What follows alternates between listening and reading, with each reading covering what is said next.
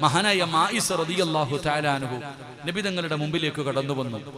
മായിസ് എന്ന് പറയുന്ന ചെറുപ്പക്കാരൻ നബി തങ്ങളുടെ മുമ്പിൽ വന്നിട്ട് പറഞ്ഞു, യാ റസൂലല്ലാഹ്, അല്ലാഹുവിന്റെ നബിയെ, എന്നെ ശുദ്ധീകരിക്കണം, നബിയെ എന്നെ ശുദ്ധീകരിക്കണം.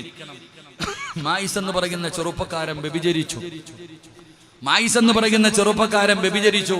നബി തങ്ങളുടെ മുമ്പിൽ വന്നിട്ട് പറഞ്ഞു, എന്നെ ഒന്ന് ശുദ്ധീകരിക്കണം. നബി സല്ലല്ലാഹു അലൈഹി വസല്ലമ തങ്ങൾ കേൾക്കാത്തത് പോലെ പറഞ്ഞു, പോ മായിസെ, പോ. മായിസിനെ പറഞ്ഞു വിട്ടു. കാരണം എന്തേ? കേൾക്കാത്തത് പോലെ കേട്ടു നബി തങ്ങൾ. കാരണം വ്യഭിചരിച്ചാൽ എറിഞ്ഞു കൊല്ലണമെന്ന ഇസ്ലാമിന്റെ നിയമം. അതുകൊണ്ട് നബി തങ്ങൾ വിചാരിച്ചു പോയി തൗബ ചെയ്യട്ടെ. മായിസിനോട് പറഞ്ഞു, പോ, കേൾക്കാത്ത പോലെ പോ എന്ന് പറഞ്ഞ് നബി തങ്ങൾ പറഞ്ഞു വിട്ടു. മായിസ് റളിയല്ലാഹു തആല അൻഹു വീട്ടിലേക്ക് പോയി. സമാധാനം വരുന്നില്ല, കിടന്നിട്ട് ഉറക്കം വരുന്നില്ല. മായിസ് റളിയല്ലാഹു തആല അൻഹു രണ്ടാമതും നബി തങ്ങളുടെ മുമ്പിലേക്ക് വന്നു.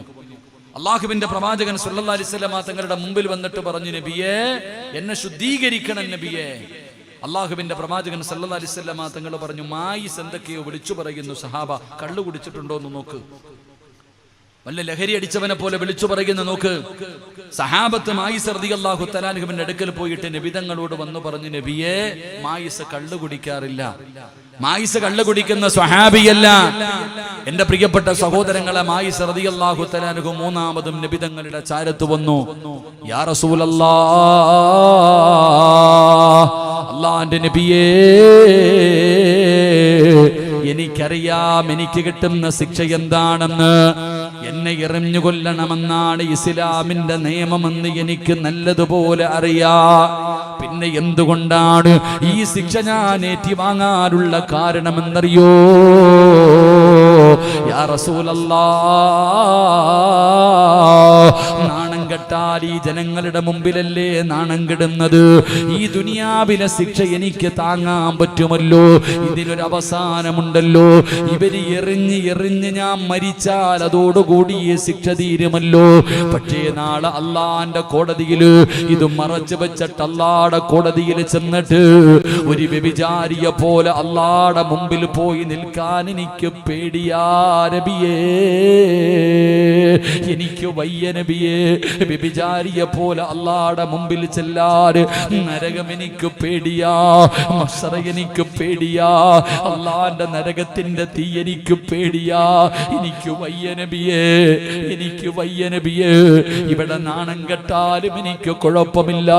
അള്ളാഹുവിന്റെ മുമ്പിൽ പോയി എന്റെ പടച്ച റബ്ബിന്റെ മുന്നിൽ എനിക്ക് സർവ്വം തന്ന അള്ളാടെ മുന്നിൽ പോയി ഒരു വ്യഭിചാരിയെ പോലെ നിൽക്കാൻ എനിക്ക് വയ്യ നബിയേ. എനിക്കറിയാം എന്നെ എറിഞ്ഞു കൊല്ലണമെന്നാണ് ഇസ്ലാമിന്റെ നിയമമെന്ന്. എനിക്ക് കുഴപ്പമില്ല നബിയേ, എനിക്കുള്ള ശിക്ഷ വിധിക്കൂ നബിയേ. അല്ലാഹുവിന്റെ പ്രവാചകൻ സല്ലല്ലാഹു അലൈഹി വസല്ലമ തങ്ങളോട് മായിസ് എന്ന് പറയുന്ന ചെറുപ്പക്കാരൻ അവിടെ നിന്ന് പറയുമ്പോ നബി തങ്ങൾ അവിടെ നിന്ന് എറിഞ്ഞു കൊല്ലാ പറയുകയാ. അല്ലാഹുവേ, കേൾക്കു പെങ്ങളെ, സഹോദരിമാരെ, ചെറുപ്പക്കാരാ, ഇത് നമുക്കൊരു പാഠമാടോ, ഇത് നമുക്കൊരു പാഠമാടോ. പാപം ചുമന്നുകൊണ്ട് നടക്കുന്നവരുണ്ടല്ലോ, ഭർത്താവിനെ വഞ്ചിച്ചവരുണ്ടല്ലോ, ഭാര്യ വഞ്ചിച്ചവരുണ്ടല്ലോ, ജീവിതത്തിൽ വ്യഭിചരിച്ചവരുണ്ടല്ലോ. മക്കളെ, ഇത് നമുക്കൊരു പാഠമാ. അല്ലാഹുവിന്റെ പ്രവാചകൻ സല്ലല്ലാഹു അലൈഹി വസല്ലമ തങ്ങൾ എറിഞ്ഞു കൊല്ലാ പറയുകയാണ്. സ്വഹാബികൾ എറിയുകയാ. കല്ലെടുത്ത് മായിസ് റളിയല്ലാഹു തആല അൻഹുവിന്റെ ശരീരത്തിലേക്ക് എറിയുമ്പോ വേദന സഹിക്കാൻ പറ്റാതെ മരണവപ്രാളത്തിൽ ഓടിപ്പോവുകയാ. മായിസ് അറിയാതെ ഓടിപ്പോയി, ജീവനും കൊണ്ട് ഓടുകയാണ്. പടച്ചവനെ, സ്വഹാബത്ത് വന്നു പറഞ്ഞു, നബിയേ, യാ റസൂലല്ലാഹ്, മായിസ് ഓടി രക്ഷപ്പെട്ടു നബിയേ, മായിസ് ഓടി രക്ഷപ്പെട്ടു നബിയേ. നബി തങ്ങളൊന്നും മിണ്ടിയില്ല. എന്തേ പിടിക്കാഞ്ഞതെന്ന് ചോദിച്ചില്ല. അങ്ങനെ കുറെ സമയം കഴിഞ്ഞു. അതാ വരുന്നു ഇലാ ഹദ്റത്തി റസൂലില്ലാഹ്. ശരീരത്തിലൂടെ രക്തമൊലിപ്പിച്ചുകൊണ്ട് മായിസ് തിരിച്ചു വരികയാണ്. യാ റസൂലല്ലാഹ്, അല്ലാഹുവിന്റെ നബിയേ, അറിയാതെ ഓടിപ്പോയതാ നബിയേ, മരണപ്രാളത്തിൽ ഓടിപ്പോയതാ നബിയേ. അതുകൊണ്ട് എന്റെ ശിക്ഷ താ നബിയേ. ഒരു കുടിക്കകത്ത് ഇറക്കി നിർത്തിയിട്ട് ശിക്ഷ നടപ്പാക്ക് നബിയേ. എത്ര ഏറുകൊണ്ടാലും ഓടാൻ പറ്റില്ലല്ലോ.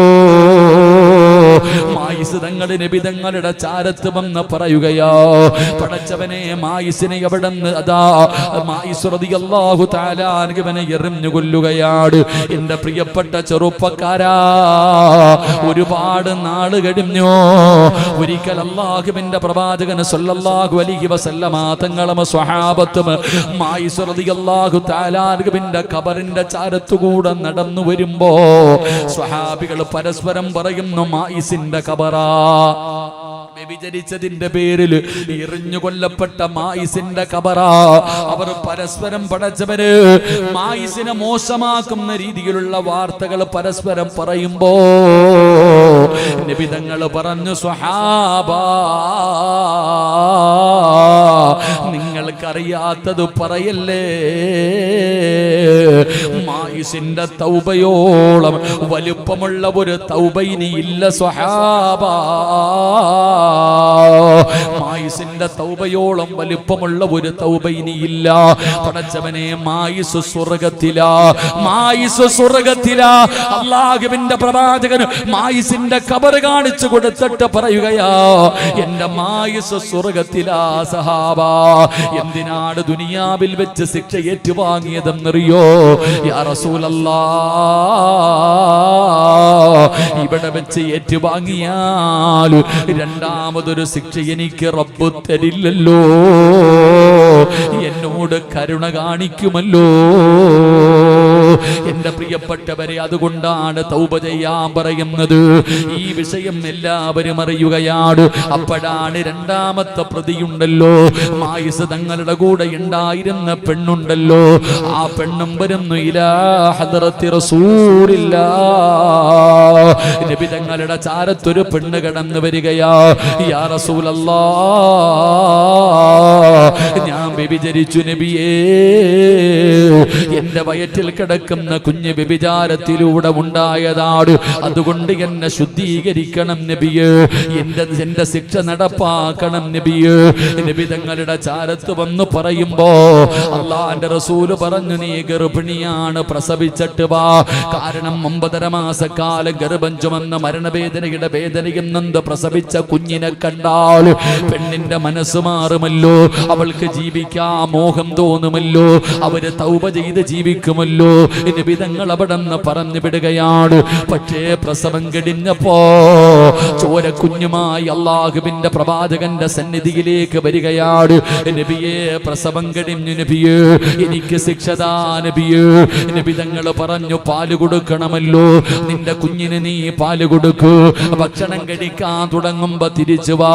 പെണ്ണ് രണ്ടാമതും പോവുകയാണ്. കാരണം കുഞ്ഞിന്റെ ചിരി കണ്ടാ, കുഞ്ഞിന്റെ കളി കണ്ടാൽ പടച്ചവരെ ആ മുഖം കണ്ടാ മറക്കൂലല്ലോ.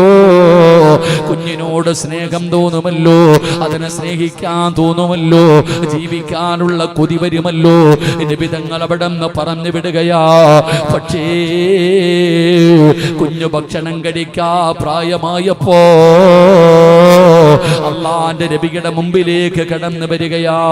കുഞ്ഞിന്റെ വായിലേക്ക് ഭക്ഷണം വെച്ച് കൊടുത്തിട്ട് പറയുന്നു, യാ റസൂലല്ലാഹ്, കഴിക്കാൻ തുടങ്ങി നബിയേ, എന്റെ കുഞ്ഞു ഭക്ഷണം കഴിക്കാൻ തുടങ്ങി, ഇനി എനിക്ക് ശിക്ഷതാ, എന്നെ ശുദ്ധീകരിക്കും നബിയേ. എന്റെ പ്രിയപ്പെട്ടവരെ, അവിടെ നിന്ന് ശിക്ഷ ഏറ്റുവാങ്ങുകയാണ്. എന്തിന്റെ പേരിലെന്നറിയോ? അല്ലാഹുവിന്റെ മുമ്പിൽ പോയി നിൽക്കാനുള്ള പേടി കാരണമാ. അതുകൊണ്ട് എന്റെ പ്രിയപ്പെട്ടവരോട് പറയുകയാ, നമുക്കിവിടെ ഇരുന്ന് ദുആ ചെയ്യാ. എല്ലാവരും തൗബ ചെയ്യുന്നവരാണ്, എല്ലാവരും ദുആ ചെയ്യുന്നവരാണ്. ദുആയിക്ക് കുറവില്ല, ദുആയിക്കൊരു കുറവില്ല. പക്ഷേ എന്റെ പ്രിയപ്പെട്ടവരെ, നമ്മുടെ ദുആയിക്ക് ഇജാബത്തില്ല. എല്ലാവരും അല്ലാഹുവിനോട് പശ്ചാത്തപിക്കുന്നുണ്ട്, തൗബയ്ക്കൊന്നും കുറവൊന്നുമില്ല, ദുആയ്ക്കൊന്നും കുറവില്ല, എല്ലാവരും ദുആ ചെയ്യുന്നുണ്ട്. പക്ഷേ ഒന്നും സ്വീകരിക്കപ്പെടുന്നില്ല. അല്ലാഹു നമുക്ക് ഈമാൻ നൽകുമാറാകട്ടെ, അല്ലാഹു നമുക്ക് ഈമാൻ നൽകുമാറാകട്ടെ. കാരണം നമ്മുടെ തൗബ എന്ന് പറഞ്ഞാൽ അതാ. എന്റെ പ്രിയപ്പെട്ടവരെ, തൗബ ചെയ്യണം എപ്പോഴും. നമ്മൾ റമദാൻ 27-ാം രാവിന്റെ അന്ന് ഉടുപ്പ് ഇട്ടിട്ട് പോകും തൗബ ചെയ്യാൻ. എന്താ അന്ന് മാത്രം ഒരു തൗബ? റമദാൻ 27-ന്റെ പ്രത്യേകത എന്താപ്പാ? റമദാൻ 27-ന്റെ പ്രത്യേകത എന്താ? നിങ്ങൾ എന്താ വെടികൊണ്ടതുപോലെ ഇരിക്കണേ? റമദാൻ 27-ന്റെ പ്രത്യേകത എന്താ? അന്നെല്ലാവരും കുളിച്ചൊരുങ്ങിയിട്ട് പള്ളിയിലൊരു പോക്കുണ്ട്. ഏത് കയറാത്തവനും അന്ന് പള്ളിയിൽ കയറും.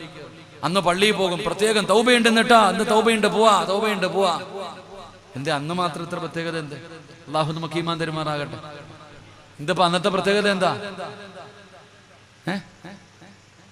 നിങ്ങളെന്താ വെടിയുണ്ടതുപോലെ ഇരിക്കണേ? 27-ാം രാവിന്റെ പ്രത്യേകത എന്താ? ലൈലത്തുൽ ഖദർ അന്നാ ഇല്ലേ ഉസ്താദേ? ഇന്നാ അൻസൽനാഹു ഫീ ലൈലത്തുൽ ഖദർ വമാ അദ്റാക മാ ലൈലത്തുൽ ഖദർ ലൈലത്തുൽ ഖദരി ഖൈറും മിൻ അൽഫി ശഹർ. അന്നാണ് ലൈലത്തുൽ ഖദറിൽ. ആരാ പറഞ്ഞ അന്നാണ്? 27-ാം രാവിന്റെ അന്നാണ് ലൈലത്തുൽ ഖദർ എന്ന് ആരാ നിനക്ക് പഠിപ്പിച്ചത്? അന്നാണ് എന്തുറപ്പുള്ള? റമദാൻ മാസത്തിലെ ഏതോ ഒരു ദിവസത്തിലാണ് ലൈലത്തുൽ ഖദർ. അങ്ങനെ അഭിപ്രായമുള്ളവരുണ്ട്. റമദാൻ മാസത്തിലെ ഏതോ ഒരു ദിവസത്തിലാണ് ലൈലത്തുൽ ഖദർ എന്ന് പറയുന്നവരുണ്ട്. റമദാനിന്റെ അവസാനത്തെ 10, 21, 23, 25, 27, 29 ഈ ഒറ്റയാകപ്പെട്ട രാവുകളിലാണ് ലൈലത്തുൽ ഖദർ ഉണ്ടാകാൻ സാധ്യതയുണ്ട്. പിന്നെ കുറച്ചുകൂടെ കടന്നിട്ട് പറയുന്നു 7 എന്ന് പറയുന്ന സംഖ്യ അതൊരു അള്ളാഹ്ക്ക് ഇഷ്ടമുള്ള സംഖ്യയാണ് 7. കാരണം സുജൂദിന്റെ അവയവം 7ആണ്. അസുഹാബുൽ കഹുഫ് 7ആണ്. എൻ്റെ പ്രിയപ്പെട്ടവർ, ആഴ്ചയിലെ ദിവസങ്ങൾ 7ആണ്. 7 ആകാശം, 7 ഭൂമി, ഒരു മനുഷ്യന്റെ മുഖത്തുള്ള ദാരം 7ആണ്. ഇങ്ങനെ 7കളെ പരിഗണിച്ചുകൊണ്ട് 27-ാം രാവിലാണ് ലൈലത്തുൽ ഖദർ ഉണ്ടാകാൻ സാധ്യത എന്ന് പറയുന്നത്. അല്ല, ഉറപ്പൊന്നുമില്ല. എന്നാ പിന്നെ അന്ന് മാത്രം കുളിച്ച് കയറിയാ പോരെ? കള്ളും കുടിച്ച് വായി നോക്കിയ പോലെ നടന്നിട്ട് 27-ാം രാവിന്റെ അന്ന് കുളിച്ചു പോയി കഴിഞ്ഞാൽ ഈ മാസങ്ങളോളം ഇബാദത്ത് ചെയ്ത കൂലി കിട്ടുമെന്ന് പറഞ്ഞാൽ അന്ന് മാത്രം പോകാനിരുന്നാൽ പോരെ? എൻ്റെ പ്രിയപ്പെട്ട സഹോദരങ്ങളെ, ഞാൻ പറഞ്ഞത് അള്ളാഹു നമുക്ക് ജീവിതത്തിൽ ഒരിക്കലെങ്കിലും ലൈലത്തുൽ ഖദർ ലഭിച്ചവരിൽ നമ്മളെ പെടുത്തുമാറാകട്ടെ. അള്ളാഹു പെടുത്തുമാറാകട്ടെ. ജീവിതത്തിൽ ഒരിക്കലെങ്കിലും കിട്ടിയാൽ മതി എന്നെങ്കിലും. അൽഹംദുലില്ലാ, അള്ളാഹു നമുക്ക് ഭാഗ്യം തരുമാറാകട്ടെ. അപ്പം ഞാൻ പറഞ്ഞത്, തൗബ ചെയ്യുമ്പോൾ ഇഖ്ലാസ് വേണം സഹോദര. ചുമ്മാതെ ചെയ്തിട്ട് കാര്യമില്ല. കാക്കയുടെ തൗബ പോലെ ആകരുത്. ചെയ്യുന്നത് ആത്മാർത്ഥമായിട്ട് ചെയ്യണം. എന്താ ഈ ആത്മാർത്ഥത എന്ന് പറഞ്ഞ? ഈ തൗബയിലുള്ള ആത്മാർത്ഥത എന്ന് പറഞ്ഞ പെട്ടെന്ന് മനസ്സിലാകണ ഒരു ഉദാഹരണം പറഞ്ഞു തരാം. അള്ളാഹു മനസ്സിലാക്കാൻ ഭാഗ്യം തരുമാറാകട്ടെ. പെട്ടെന്ന് മനസ്സിലാകുന്ന ഒരു ഉദാഹരണം പറഞ്ഞു തരട്ടെ. മഹാനായ സയ്യിദുനാ ഉമർ ഇബ്നുൽ ഖത്താബ് റളിയല്ലാഹു തആല അൻഹു രാജ്യം ഭരിക്കുന്ന കാലത്ത് ഉമർ തങ്ങൾ ഇങ്ങനെ രാത്രിയിൽ ഇറങ്ങി നടക്കും. തൻ്റെ ജനതയെക്കുറിച്ച് പഠിക്കാൻ, അവരുടെ പ്രയാസങ്ങളെക്കുറിച്ച് അറിയാൻ ഉമർ തങ്ങൾ രാത്രിയിൽ ഇങ്ങനെ ഇറങ്ങി നടക്കാറുണ്ട്. ഒരിക്കൽ ഇങ്ങനെ രാത്രി നടന്നു പോകുമ്പോൾ ഒരു ചങ്ങാതി വരുന്നുണ്ട് ഉമർ തങ്ങളുടെ എതിരെ. കയ്യിൽ 2 കുപ്പി കള്ള്, 2 കുപ്പി കള്ളും പിടിച്ചുകൊണ്ട് രാത്രിയിൽ ഉമർ തങ്ങൾക്കെതിരായി ഒരു മനുഷ്യൻ നടന്നു വരുന്നു. ഉമർ തങ്ങൾ ആ മനുഷ്യനെ കണ്ടു, ആ മനുഷ്യൻ ഉമർ തങ്ങളെയും കണ്ടു. ആ മനുഷ്യൻ ചിന്തിച്ചു, അല്ലാ, ഇന്നത്തോടെ എൻ്റെ കാര്യം തീർന്നു. ഉമറിന്റെ കയ്യിൽ എന്നെ കിട്ടിയ എൻ്റെ കാര്യം ഇന്നത്തോടെ തീരുമാനമാകും. പടച്ചവനെ, ഒരു വിട്ടുവീഴ്ചയും ചെയ്യാത്ത ചങ്ങാതിയാണ് ഉമർ തങ്ങൾ. ഖലീഫയാണ്. അതുമാത്രവുമല്ല, അദ്ദേഹത്തിന്റെ വിഷമം, ഉമർ തങ്ങൾ ഇയാളൊരു നല്ല മനുഷ്യനാണെന്നാ കരുതിയിരിക്കുന്നത്. കോലത്തിലെ നടത്തിലൊക്കെ നോക്കുമ്പോൾ നമ്മൾ ചിന്തിക്കാറുണ്ട്, പലരും ഓടി വന്ന് കൈമുത്താൻ വരും, കയ്യെ പിടിക്കാൻ പറയും. നമ്മുടെ സ്വഭാവം എന്താന്ന് നമുക്കല്ലേ അറിയത്തുള്ളൂ. അള്ളാഹു നമ്മളെ നന്നാക്കുമാറാകട്ടെ. പറയടോ, താടിയും തഴമ്പോ കിട്ടാൻ നമ്മൾ നടക്കണില്ലേ? ഞാൻ പലപ്പോഴും എൻ്റെ കയ്യെ പിടിച്ച് മുത്താൻ വരുമ്പോൾ ഞാൻ എന്ത് കണ്ടിട്ടാ അള്ളാഹ് മുത്തണേ? എന്ത് കണ്ടിട്ടാ പലരും? നമ്മുടെ സ്വഭാവം എന്താ നമുക്കല്ലേ അറിയൂ. അവർ വിചാരിക്കണം നമ്മൾ വലിയ മഹാനാണെന്ന്. അള്ളാഹു ആലം. അള്ളാഹു നമ്മളെ നന്നാക്കി തരുമാറാകട്ടെ. ഞാൻ വഴുത് പറയുന്നത് നിങ്ങളാരെയും നന്നാക്കാനല്ല. അതിനിപ്പോ ഉസ്താദന്മാരൊക്കെ ഇരിക്കണ പണ്ഡിതന്മാരൊക്കെ അൽഹംദുലില്ലാ അവർക്കൊക്കെ ആഫിയത്തുള്ള ദീർഘായുസ് കൊടുക്കുമാറാകട്ടെ. ഇത്രയും വലിയ പണ്ഡിതന്മാരൊക്കെ ഇരിക്കണം മജ്‌ലിസിൽ വഴുത് പറയാൻ കിട്ടണ ഞാൻ ഭാഗ്യമായിട്ടാ കാണാം. ഞാൻ വഴുത് പറയുന്ന നിങ്ങളാരെയും നന്നാക്കാനല്ല ഞാൻ വഴുത് പറയുന്നത്. ഞാൻ വഴുത് പറയുന്നത് എനിക്ക് നന്നാകാൻ വേണ്ടിയാ. അള്ളാഹു എന്നെ ഒന്ന് നന്നാക്കി തരുമാറാകട്ടെ. കരുണയില്ലാത്ത മനുഷ്യന്മാര് ഒരു ആമീൻ പറയടോ. ആരുടെ ആമീന അള്ളാഹ് കേൾക്കണേന്ന് അറിയില്ല. ഒരു ആമീൻ പറഞ്ഞ അള്ളാഹു എന്നെ നന്നാക്കുമാറാകട്ടെ. പറയടാ മക്കളെ, നിങ്ങൾ 100 ഹാഫിളീങ്ങളില്ലേ? ഒരു ആമീൻ പറ. അള്ളാഹ് ഇസ്രാ ഉസ്താദ് നന്നായാലും 40 പേരിൽ കൂടുതൽ എന്തായാലും ഉണ്ട്. എല്ലാവരും ഒരു ആമീൻ പറ. അള്ളാഹു എന്നെ നന്നാക്കി തരുമാറാകട്ടെ. നിങ്ങളാരും പറയണില്ലേ? അപ്പ നിങ്ങളൊക്കെ പ്രായമുള്ളവരല്ലേ? നിങ്ങളൊക്കെ ഒരുപാട് ഹിദമത്തിക്കുന്നവരല്ല. പ്രായമുള്ളവർ ഒരു വീട്ടിൽ ഉണ്ടെങ്കിൽ തന്നെ രക്ഷപ്പെട്ടെന്ന്. അള്ളാഹു എന്നെ നന്നാക്കുമാറാകട്ടെ. അള്ളാഹു നിങ്ങളെയും നന്നാക്കുമാറാകട്ടെ. കാരണം ഈ കയ്യിലിരിക്കുന്ന ഷാള് ഞാൻ കഴുകിയാൽ ആദ്യം വെളുക്കുന്നത് ഷാളാണോ കഴുകുന്നവന്റെ കൈയാണോ? എന്താ ആദ്യം വെളുക്കുക? എന്താ വെളുക്കുക? അതിന് നിങ്ങളാരും കഴുകുന്നില്ല അല്ലേ? നിങ്ങളാരും കഴുകുന്നില്ല, അത് പെണ്ണുങ്ങളല്ലേ കഴുകുന്നത്. നിങ്ങളെങ്ങനെയാണ് വസ്ത്രം കഴുകുന്നത്? നിങ്ങൾ സ്വന്തം നമുക്കറിയാം. ആദ്യം വെളുക്കുന്നത് ഷാളാണോ കയ്യാണോ? അപ്പൊ ഞാൻ വഴുതു പറയുന്നത് ആദ്യം എൻ്റെ ഹൃദയം വെളുക്കാനാ.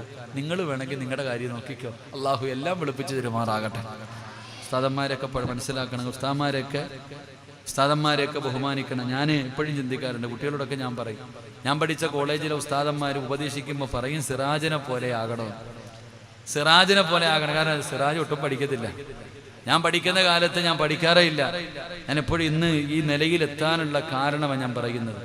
സത്യം പറഞ്ഞാൽ ഞാൻ പഠിക്കണ കാലത്ത് എൻ്റെ തുണി ഞാൻ പോലും കഴുകത്തില്ല, എൻ്റെ വസ്ത്രം പോലും ഞാൻ കഴുകത്തില്ല. ജൂനിയറാണ് കഴുകുന്നത്. എൻ്റെ താടാ ഈ തുണി ഒന്ന് കഴുകിത്താടാന്ന് കുട്ടികൾ കൊടുക്കും, അമ്മമാർ കഴുകിത്തരും. എൻ്റെ തുണി പോലും കഴുകാത്തവനാ ഞാൻ. പക്ഷേ എൻ്റെ ഉസ്താദന്മാരുടെ തുണി ഞാൻ കഴുകും. എൻ്റെത് കഴുകിയില്ലെങ്കിൽ ഞാൻ ഉസ്താദന്മാരുടെ തുണി കഴുകും. ഉസ്താദന്മാർക്ക് ഭക്ഷണം വിളമ്പുന്ന ആൾ ഞാനായിരുന്നു. എൻ്റെ ഉസ്താദന്മാരുടെ ദുആ കൊണ്ടാണ് ഇന്ന് ഇവിടെ വരെ എത്തിയത്. ആ ഓർമ്മ നിങ്ങൾക്ക് എല്ലാവർക്കും ഉണ്ടാവണം കേട്ടോ. ഉസ്താദന്മാരുടെ ഒരു വാക്കുമതി നിങ്ങളുടെ തല നേരെയാകാനും തല തിരിയാനും. അത് ഓർത്തു വെക്കണം കേട്ടോ. അള്ളാഹു നമ്മുടെയൊക്കെ ഉസ്താദന്മാർ മരിച്ചുപോയവർക്ക് അള്ളാഹു സ്വർഗം കൊടുക്കുമാറാകട്ടെ. ജീവിച്ചിരിക്കുന്നവർക്ക് അള്ളാഹു ആഫിയത്തുള്ള ദീർഘായുസ് നൽകുമാറാകട്ടെ. പിന്നെ ഉസ്താദന്മാരെ അടിക്കും കേട്ടോ. ഇപ്പൊ അടിക്കാൻ ഒരു ഭാര്യമാരോടുള്ള കടമകളൊക്കെ സത്യം പറഞ്ഞ ആ വയല് കേട്ട 2.5 മണിക്കൂർ നീണ്ടു നിന്ന ഒരു വയലിനകത്ത് ഭർത്താക്കന്മാര് ഭാര്യമാരോടുള്ള കടമകളൊക്കെ സത്യം പറഞ്ഞ ആ വയല് കേട്ട ഭർത്താക്കന്മാർക്ക് സഹിക്കൂല. അങ്ങനത്തെ ഞാൻ അതിനകത്ത് പറയുന്നുണ്ട്, പെണ്ണുങ്ങൾ തുണി കഴുകണ്ട, പെണ്ണുങ്ങൾ വീട്ടിൽ ചോറ് വെക്കണ്ട, അതിന് ആവശ്യമുണ്ടെങ്കിൽ വേറെ ആളെ. ഇങ്ങനത്തെ പ്രസംഗമെല്ലാം പ്രസംഗിച്ചിട്ട് അവസാന തമാശ എന്ന രീതിയിൽ എന്ത് ചെയ്തു? പെണ്ണുങ്ങളെ അടിക്കാൻ പറ്റുന്ന ചില രംഗങ്ങളെ കുറിച്ച് പഠിക്കാൻ വേണ്ടി ഇങ്ങനെ ഒരു പ്രസംഗം നടത്തി. അള്ളാഹുവേ, പെണ്ണുങ്ങളെ അടിക്കാമെന്ന് പറഞ്ഞ് 2.5 മണിക്കൂറിൽ 5 മിനിറ്റ് കട്ടിങ് എടുത്തിട്ട് സിറാജുദ്ദീൻ കാസിമി പെണ്ണുങ്ങളെ അടിക്കാനുള്ള ആഹ്വാനം തരുന്നു എന്ന് പറഞ്ഞിട്ട് പ്രസംഗം എടുത്തിട്ടിട്ട് റബ്ബേ, ഈ ലൈവ് കൊണ്ടുള്ള ഉപകാരം അതാ. ഇപ്പൊ 3-4 കേസായി. അള്ളാഹു കാക്കുമാറാകട്ടെ. ഒന്ന് ആലോചിച്ച് വെക്കേണ്ടത് ദീൻ പറഞ്ഞ അവസ്ഥ. ഒരു പെറ്റി കേസ് പോലും ഇന്ന് വരെ ഞാൻ പോലീസ് സ്റ്റേഷൻ്റെ അകം കണ്ടിട്ടില്ല. ഈ 36 കൊല്ലത്തിനിടയിൽ പോലീസ് സ്റ്റേഷൻ്റെ അകം എങ്ങനെ ഇരിക്കുന്ന പോലും ഞാൻ കണ്ടിട്ടില്ല. തമാശയ്ക്ക് പോലും അതിനകത്ത് കയറിയിട്ടില്ല. ദീൻ പറഞ്ഞാലുള്ള അവസ്ഥ ഇതായി. എന്തെങ്കിലും പറഞ്ഞു കഴിഞ്ഞാൽ ഈ ക്ലിപ്പിടുന്ന ചങ്ങാതിക്ക് ഇതൊന്നും അറിയണ്ട. അവന്റെ യൂട്യൂബ് വളരണം, അവന്റെ ചാനൽ വളരണം, അവന് പൈസ കിട്ടണം. അതിനവ എന്ത് കിട്ടുന്നോ എടുത്തങ്ങ് എഴുതിയങ്ങിടും. പെട്ടുപോകുന്നത് പാവപ്പെട്ടവരല്ലേ. ഇനിയിപ്പോൾ അകത്ത് കിടക്കാൻ വിധിയുണ്ടെങ്കിൽ അകത്ത് കിടക്കണം. അത് അള്ളാഹുടെ തീരുമാനം. അള്ളാഹു നമുക്ക് ഈമാൻ തരുമാറാകട്ടെ. അള്ളാഹു ഉസ്താദ് പോയി കിടക്കട്ടെ എന്നാണോടാ? ഉസ്താദ് പോയി കിടക്കട്ടെ എന്നാ? കിടക്കാൻ വിധിയുണ്ടെങ്കിൽ കിടക്കും. അള്ളാഹിന്റെ തീരുമാനമല്ലേ. അദ്ദുന്യാ സിജുനുൽ മുഅ്മിൻ അല്ലേ. അള്ളാഹു നമ്മളൊക്കെ സ്വർഗത്തിൽ എടുത്തുമാറാകട്ടെ. ഞാൻ പറഞ്ഞത് കുട്ടികൾ അടിക്കാൻ പാടില്ല എന്നാ. ഇപ്പൊ നിയമം തൊട്ടാ കേസാ. സത്യത്തിൽ മക്കളെ അടി കൊണ്ടാലേ പഠിക്കത്തുള്ളൂ. അടി കൊണ്ടാലേ പറയുടെ ചങ്ങായിമാരെ അടി കൊണ്ടാലല്ലേ പഠിക്കത്തുള്ളൂ. ഞാൻ അടിയും കൊണ്ട് എൻ്റെ വീട്ടിൽ ചെന്നു. സുബഹി നിസ്കരിക്കാതെ കടന്നുറങ്ങും. എനിക്ക് അന്നും ഒരു സ്വഭാവം അങ്ങനെ നല്ല ഉറക്കവാ. സുബഹി നിസ്കരിക്കാതെ കടന്നുറങ്ങിയത് കാരണം ഉസ്താദ് എടുത്തിട്ട് അലക്കിക്കളഞ്ഞു. പിന്നെ ശരീരമൊക്കെ പൊട്ടി ചൂരൽ കൊണ്ടടിച്ചിട്ട് ഞാൻ ഇങ്ങനെ ഒന്നാക്കിയപ്പോൾ എൻ്റെ രക്തം പൊടിയുന്നു. പുറം പൊട്ടിക്കിട്ട് വീട്ടിൽ ചെന്നു. ജ്യേഷ്ഠന്മാരെല്ലാവരും ഉസ്താദന്മാരാ. എല്ലാവരും പറഞ്ഞു സിറാജിന് പഠിക്കാൻ പോകണ്ട, വിടണ്ടവൻ, അവനെ വിടണ്ട, എന്തിനാ തല്ലിക്കൊല്ലാൻ പെടുന്നത്. അങ്ങനെ വീട്ടിൽ വലിയ ബഹളമായി, വഴക്കായി. അങ്ങനെ എല്ലാവരും എൻ്റെ പഠിത്തം അവസാനിപ്പിച്ചു. ഞാൻ എൻ്റെ വാപ്പാൻ്റെ അടുക്ക പോയി ഇന്നപ്പോൾ ഉസ്താദ് അടിച്ച കാര്യമൊക്കെ പറഞ്ഞപ്പോൾ വാപ്പ എന്നെ വിളിച്ചിട്ട് പറഞ്ഞു, മോനെ, ഉസ്താദന്മാരടിക്കുന്ന സ്ഥലം സ്വർഗത്തിലാ, നീ പൊക്കോളാൻ പറഞ്ഞു. തിരിച്ചു പറഞ്ഞിട്ടു, ഉസ്താദന്മാരടിച്ച സ്ഥലം സ്വർഗത്തിലാ, നരകത്തിന്റെ തീ തൊടൂല, നീ പൊക്കോളാൻ. സത്യം പറഞ്ഞാൽ അന്ന് എനിക്ക് വലിയ വിഷമം തോന്നി. വാപ്പ എന്നെ തിരിച്ചു പറഞ്ഞു വിട്ടു. അൽഹംദുലില്ലാ, അള്ളാഹു ഉപ്പാടെ ഖബറിനെ സ്വർഗമാക്കി കൊടുക്കുമാറാകട്ടെ. അന്ന് എല്ലാവരും പറഞ്ഞതും കേട്ട് ഞാൻ വീട്ടിൽ ഇരുന്നെങ്കിൽ വേറെ എന്തെങ്കിലും പണിക്ക് പോയാനെ. അന്ന് വാപ്പ പറഞ്ഞത് കേട്ട് തിരിച്ചു പോയപ്പോൾ ഇന്ന് നിങ്ങളുടെ മുന്നിൽ വന്ന് നിൽക്കാൻ പറ്റിയില്ലേ. അപ്പൊ ഞാൻ പറഞ്ഞത്, അടി കൊണ്ടാലേ ഖുർആൻ പഠിക്കൂ, അല്ലാതെ പഠിക്കൂല. അതിന് തെളിവെന്തെന്നറിയോ? ഖുർആൻ പഠിക്കണമെങ്കിൽ തല്ലുകൊള്ളണം, ശരീരം നൊന്താലേ പഠിക്കൂ എന്നുള്ളതിന് ഏറ്റവും വലിയ തെളിവ് മഹാനായ ആദരവായ പ്രവാചകൻ നബി മുഹമ്മദ് മുസ്തഫ സല്ലല്ലാഹു അലൈഹി വസല്ലമ തങ്ങൾ 40-ാമത്തെ വയസ്സിൽ നബിതങ്ങൾ ഗുഹയ്ക്കകത്തിരിക്കുമ്പോൾ മഹാനായ മുഖറബുൽ അംലാഖു മലക്ക് ജിബ്രീൽ അലൈഹിസ്സലാം വന്ന് പരിശുദ്ധമായ ഖുർആനിലെ 1-ാമത്തെ ആയത്ത് ഓതി കൊടുത്തു. ഇഖ്റഉ ബിസ്മി റബ്ബിക്കല്ലദീ ഖലഖ് ഖലഖൽ ഇൻസാന മിൻ അലഖ്.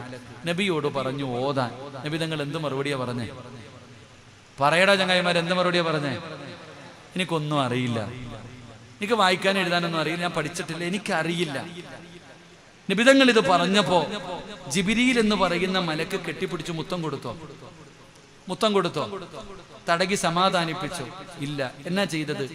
നബിതങ്ങളെ കെട്ടിപ്പിടിച്ചിട്ട് ശരീരം നല്ലതുപോലെ ഒന്ന് മുറുക്ക പിടിച്ചു, നല്ലതുപോലെ ശരീരം ഒന്ന് വേദനിപ്പിച്ചു. നബിതങ്ങളെ കെട്ടിപ്പിടിച്ച് ശരീരം ഒന്ന് വേദനിപ്പിച്ചു. അതുകൊണ്ടാണ് നബിതങ്ങൾ പേടിച്ച് വിറച്ചു പോയി പനി പിടിച്ചത്. സമ്മിലൂനി യാ ഖദീജ ഹദീസിലുണ്ടല്ലോ. നബിതങ്ങളുടെ ശരീരം നല്ലതുപോലെ വേദനിച്ചു. എന്നിട്ട് ജിബ്രീൽ പറഞ്ഞു ഇനി ഓതാൻ. ഇൻഷാ അല്ലാഹ് നമുക്ക് നിർത്താം, പെട്ടെന്ന് നിർത്താം ഇൻഷാ അല്ലാഹ്. ഒരു കാര്യം കൂടെ പറഞ്ഞിട്ട് നമുക്ക് ദുആ ചെയ്യാം. അല്ലാഹു ഭാഗ്യം തരുമാറാകട്ടെ. നബി സല്ലല്ലാഹു അലൈഹി വസല്ലമ തങ്ങളെ കെട്ടിപ്പിടിച്ചിട്ട് ശരീരം വേദനിപ്പിച്ചിട്ട് പറഞ്ഞു ഓതാൻ. അപ്പൊ ഓതിയോടെ ചങ്ങായിമാരെ, കെട്ടിപ്പിടിച്ച് മുത്തം കൊടുത്തിട്ടാണോ ഓതിയത്? കെട്ടിപ്പിടിച്ച് ശരീരം വേദനിപ്പിച്ചിട്ട് പറഞ്ഞപ്പോഴാണോ ഓതിയത്? അപ്പൊ വേദനിപ്പിച്ച ഖുർആൻ ഓതുവില്ലേ? വേദനിപ്പിച്ച ഖുർആൻ ഓതത്തില്ലേ? അപ്പൊ ഉസ്താദ് തല്ലത്തില്ലേ പഠിച്ചില്ലെങ്കിൽ? പട്ടി കൊണ്ട. ഇപ്പൊ ഉസ്താദന്മാരും അടിക്കത്തില്ല. പണ്ടൊക്കെ ഉസ്താദന്മാര് വരുന്നു എന്ന് കാണുമ്പോഴേ ഓടും. ഇന്ന് പുള്ളന്മാര് ഉസ്താദന്മാരുടെ മുമ്പിൽ കൂടെ നടക്കും തോളി കൈയിട്ടിട്ട്. കാരണം കാലം അങ്ങനെ പറ്റത്തുള്ളൂ. മുടി വളർത്താൻ പറ്റൂല. ഉസ്താദം എന്ന് പറയുമ്പോഴേ പേടിയാ. ശബ്ദം പോലും ഉയർത്തി സംസാരിക്കാൻ കൂടെ പോലും നടക്കത്തില്ല, അത്രയും പേടിയാ ഉസ്താദന്മാരതൊക്കെ പറഞ്ഞു. ഇന്നിപ്പോ കാലമൊക്കെ മാറി. ഇന്നിപ്പോ ഉസ്താദന്മാരെ തോളി കൈയിട്ട് നടക്കണ മക്കളുണ്ട്. കുഴപ്പമൊന്നുമില്ല, പഠിച്ചാൽ മതി എല്ലാവരും. അള്ളാഹു നമ്മുടെ മക്കളെയൊക്കെ ഹാഫിളീങ്ങളും ആലിമീങ്ങളും ആക്കി തെരുമാറാകട്ടെ. അള്ളാഹു ഹാഫിളീങ്ങളും ആലിമീങ്ങളും ആക്കി തെരുമാറാകട്ടെ. പണ്ട് വീട്ടിൽ ചെന്നിട്ട് ഉസ്താദ് തല്ലിന്ന് പറഞ്ഞാൽ വീട്ടിൽ നിന്നും തല്ലി കിട്ടും. പണ്ട് വീട്ടിൽ ചെന്നിട്ട് പറയാ മദ്രസയിലെ ഉസ്താദ് തല്ലിയെന്ന്, പാപ്പായും തല്ലും. നീ എന്തെങ്കിലും കുരുത്തക്കേട് കാണിച്ചിട്ടാ ഉസ്താദ് തല്ലിയെന്ന്. എന്നിട്ട് വീട്ടിൽ ആരും പോയി പറയത്തില്ല, അവിടുന്ന് ഇവിടെ കിട്ടുമെന്ന് പേടിച്ചിട്ട്. ഇന്ന് വീട്ടിൽ പോയി പറഞ്ഞാ റൂമിൽ വന്നിട്ട് ഉസ്താനെ എടുത്തിട്ട് തല്ലും. അള്ളാഹു കാക്കുമാറാകട്ടെ. കാലം അങ്ങനെ ആയിപ്പോയി. വലിയ എനിക്കറിയുന്ന ഒരു കുട്ടി നമ്മുടെ നാട്ടിലൊക്കെ മരണ വീട്ടിൽ ഓതാൻ പോകും. മരണ വീട്ടിൽ ഓതാൻ പോയപ്പോ ഒരു മൊബൈൽ എടുത്ത കുട്ടി ഒരു മൊബൈൽ എടുത്തു. ഉസ്താദ് അറിഞ്ഞപ്പോ കുട്ടിയെ 2 തല്ലു കൊടുത്തു. നേരെ പോലീസ് സ്റ്റേഷനിൽ പോയിട്ട് കേസ് കൊടുത്ത് എന്നെ തല്ലിയെന്ന്. ഉസ്താദ് 3 ദിവസം അകത്ത് കിടന്നു. അള്ളാഹു കാക്കുമാറാകട്ടെ. ആരാ തെറ്റിയത്? നിങ്ങൾ ആലോചിക്കേ, ആരാ തെറ്റിയത്? മോഷണം നടത്തിയതിന്റെ പേരിൽ 2 തല്ല് കൊടുത്തപ്പോ മോഷ്ടിച്ചതിന് കുഴപ്പമില്ല, തല്ലാൻ പാടില്ല. പാവപ്പെട്ടവരെ അങ്ങ് അകത്താക്കിയേക്കരുത് കേട്ടോ എങ്ങനെമാരെ. അള്ളാഹു നമ്മുടെ മക്കളെയൊക്കെ നന്നാക്കി തരുമാറാകട്ടെ. ഇപ്പം എൻ്റെ പ്രിയപ്പെട്ട സഹോദരങ്ങളെ, ഇൻഷാ അല്ലാഹ് ഞാൻ പറഞ്ഞത് ബോറടിക്കണുണ്ടോ? മഹാനായ സയ്യിദന ഉമർ ഇബ്നുൽ ഖത്താബ് റളിയല്ലാഹു തആല അൻഹു നല്ല മനുഷ്യനാണെന്ന് കരുതിയ ഒരാളാണ് കയ്യിൽ കള്ളും പിടിച്ചുകൊണ്ട് നടന്നു വരണേ. ഈ ചങ്ങാതി ചിന്തിച്ചു, പടച്ചോനെ എല്ലാം പോയി, ഇനിയിപ്പോ ഒന്നുമില്ല, എല്ലാം പോയി, അഭിമാനവും പോയി, ശിക്ഷ നേരിടേണ്ടി വരും. അല്ലാഹുവേ, ഈ മനുഷ്യൻ എന്ത് ചെയ്തെന്നറിയോ? ഈ മനുഷ്യൻ അള്ളാഹുവിനോട് പറയുകയാ, പടച്ചോനെ എന്നെ ഇന്ന് നീ ഉമറിന്റെ മുമ്പിൽ നിന്ന് രക്ഷപ്പെടുത്തിയാൽ, ഇന്ന് ഉമർ ഇബ്നുൽ ഖത്താബ് റളിയല്ലാഹു തആല അൻഹുവിന്റെ മുമ്പിൽ നിന്ന് എന്നെ നീ രക്ഷപ്പെടുത്തിയ, മരിക്കുന്ന കാലം വരെ ഞാൻ ഇത് കൈകൊണ്ട് തൊടൂല. ഒറ്റ വാക്കേ പറഞ്ഞുള്ളൂ, എന്നെ ഇന്ന് നീ രക്ഷപ്പെടുത്തണം. എന്നെ ഇന്ന് രക്ഷപ്പെടുത്തിയാൽ ഇനി മരിക്കുന്ന കാലം വരെ കൈകൊണ്ട് പോലും ഞാൻ ഈ കള്ളു തൊടൂല. പടച്ചോനെ, എനിക്ക് തെറ്റുപറ്റിയല്ല, ഇനി ഒരിക്കലും ചെയ്യില്ല റഹ്മാനെ. ഒറ്റ പറച്ചല് പറഞ്ഞു തീർന്നിട്ട് കണ്ണു തുറന്നതും ഉമർ തങ്ങളുടെ മുമ്പിലെത്തി. ഇത്രയും പറഞ്ഞു തീരുമ്പോ ഉമർ തങ്ങളുടെ മുമ്പിലെത്തി, സലാം പറഞ്ഞു. എന്താ കയ്യില്? ഒറ്റ ചോദ്യം, എന്റെ കയ്യില്? ആ മനുഷ്യൻ പറഞ്ഞ മറുപടി എന്തെന്നറിയോ? എന്റെ കയ്യിലിരിക്കുന്നത് സുറുക്കയാ. അയാൾ ഒരു ഭയവുമില്ലാതെ പറഞ്ഞു, എന്റെ കയ്യിലിരിക്കുന്നത് സുറുക്കയാ. മൃതങ്ങൾ പിടിച്ചു തുറന്നു നോക്കി, ആ കള്ള് സുറുക്കയായി മാറി. അള്ളാഹു നമുക്ക് ഈമാൻ തരുമാറാകട്ടെ. ഇതിനകത്ത് പഠിക്കേണ്ട 2 പാഠമുണ്ട്. ഒന്ന്, ആ മനുഷ്യൻ പറഞ്ഞ വാക്ക് ഇഖ്ലാസ് ഉണ്ടായിരുന്നു. അതിനകത്ത് ആ മനുഷ്യൻ പറഞ്ഞ വാക്കിനകത്ത് ഇഖ്ലാസ് ഉണ്ടായിരുന്നു. അതാ തൗബ എന്ന് പറയുന്നത്. 2 മണിക്കൂർ നീണ്ടു നിൽക്കണ ദുആ ഒന്നും വേണ്ട, ഒറ്റ വാക്ക് മതി. ചെയ്യില്ല അല്ലാഹ് മതി, ഒരു അസ്തഗ്ഫിറുല്ലാഹ് മതിയല്ലോ. അല്ലാഹ് പടച്ചവനെ ഇനി ചെയ്യില്ല ഞാൻ, ഒരൊറ്റ വാക്ക് മതി. ആ മനുഷ്യൻ പറഞ്ഞു, അല്ലാഹ് പടച്ചവനെ ഇനി തൊടൂല റഹ്മാനെ. ഒറ്റ വാക്ക്, ആ കള്ളുകുപ്പി സുറുക്കയായി മാറി. 2, എന്റെ റബ്ബ് എന്നെ കൈവിടില്ല എന്നുള്ള വിശ്വാസം. ഒന്ന് നോക്കിയത് പോലും ഇല്ലല്ലോ ഇയാള്. കയ്യിലിരിക്കുന്ന കള്ളുകുപ്പിയാണെന്ന് ഉറപ്പാ, അത് സുറുക്കയായോ എന്ന് നോക്കിയത് പോലുമില്ല.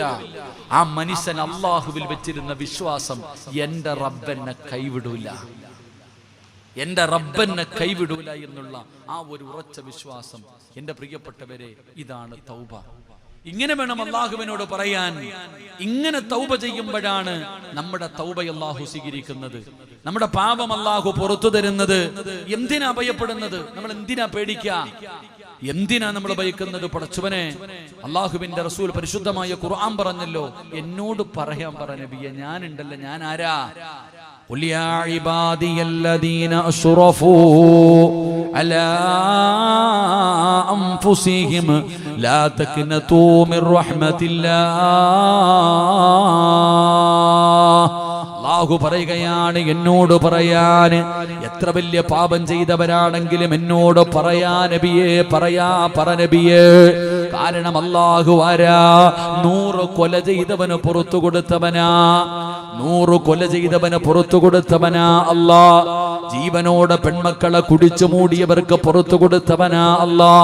മയ്യത്തിനെ കീറി വിഭജിച്ചവന് പുറത്തു കൊടുത്തവനാ അല്ലാ. എത്രയോ കൊടുംപാപികൾക്ക് അല്ലാഹു പുറത്തു കൊടുത്തല്ലോ. കാരണം അല്ലാഹു ഗഫൂറാണ്, റഹീമാണ്, കരുണയുള്ളവനാണ്. ലോകത്ത് അല്ലാഹുവിനെ പോലെ കരുണയുള്ള ഒരാളുമില്ലല്ലോ. അതുകൊണ്ട് വെറുതെ കിടന്ന് കൂവിയിട്ട് കാര്യമില്ല, നിലവിളിച്ചിട്ട് കാര്യമില്ല, ദുആ ചെയ്തിട്ട് കാര്യമില്ല. പൊറുക്കന്റെ പാപമാ സയ്യിദീ വെറുക്കാതെ പൊറുക്കുന്നവനാരുണ്ട് നീയല്ലാതെ. ഇഹലോക ആർഭാടങ്ങളെന്നെ വലച്ചതാ, നഫ്സെന്നെ ഉന്തി തള്ളിവിട്ടു ചാദിച്ചതാ. അല്ലാതെ ധിക്കരിച്ചല്ല റബ്ബേ നിന്നെ, അതുകൊണ്ട് ആട്ടരുതിലാഹേ എന്നെ. അല്ലാഹുവിനോട് പറയണം, പടച്ചവന്, നിന്നെക്കാളും പൊറുക്കുന്ന ഒരാളും ഈ ലോകത്തില്ല, നിന്നെക്കാളും പൊറുക്കുന്ന ഒരാളില്ല പടച്ചവര്. പറ്റിപ്പോയതാ അല്ലാ, നഫ്സ് ചതിച്ചതാ, ദുനിയാവ് വഞ്ചിച്ചതാ, ഇബ്ലീസ് പെടുത്തിയതാ, എന്റെ കയ്യിൽ വന്നുപോയി പടച്ചവര്. അല്ലാഹുവേ, ഞാൻ ഒരുപാട് തെറ്റുകൾ ചെയ്തിട്ടുണ്ട് തമ്പുരാന്. അല്ലാ, എന്ത് ചെയ്താലും നീ കാണുമെന്ന് എനിക്കറിയാമല്ലാ. എന്തു പാപം ചെയ്താലും അല്ലാഹു കാണുമെന്ന് എനിക്കറിയാം. എന്നിട്ട് ഞാൻ ചെയ്തത് നീ കണ്ടാ എനിക്കൊരു ചുക്കുമില്ല എന്ന് കരുതിയിട്ടല്ല അല്ലാ. നിങ്ങൾ ആലോചിക്ക്, ബെഡ്റൂമിനകത്തിരുന്ന് ഫോണിൽ ആവശ്യമില്ലാത്ത എന്തോ കണ്ടുകൊണ്ടിരിക്കുകയാ, കാണാൻ പാടില്ലാത്ത എന്തോ റൂമിനകത്ത് കണ്ടുകൊണ്ടിരിക്കുമ്പോ പെട്ടെന്ന് വാപ്പ വന്നു, ഉമ്മ വന്നു, ആരെങ്കിലും ഒരാൾ വന്നു, പെട്ടെന്ന് മാറ്റും, പെട്ടെന്ന് കണ്ടുകൊണ്ടിരിക്കുന്നത് മാറ്റും. എന്തുകൊണ്ട്? ഞാൻ ചിന്തിക്കുന്നത്, നമ്മൾ ചിന്തിക്കേണ്ട ഒരു കാര്യം, നിന്റെ വീടിന്റെ റൂമിനകത്തേക്ക് അല്ലെങ്കിൽ നിന്റെ വീട്ടിലേക്ക് ഒരാൾ കയറി വന്നപ്പോ നീ കണ്ടുകൊണ്ടിരുന്ന ഒരു തെറ്റു പേടിച്ച് നീ മാറ്റി. എടാ ചങ്ങാതി, ആ വന്ന മനുഷ്യന് നിനക്ക് ഭയമുണ്ട്. ആ മനുഷ്യന് കൊടുത്ത വില പോലും അല്ലാഹ്ക്ക് നീ കൊടുത്തില്ലല്ലോ. ഞാൻ റൂമിനകത്തിരുന്ന് കാണുമ്പോ അല്ല കാണുന്നുണ്ടല്ലോ, നിനക്ക് അവനെ പേടിയുണ്ട്, അള്ളാനെ പേടിയില്ല.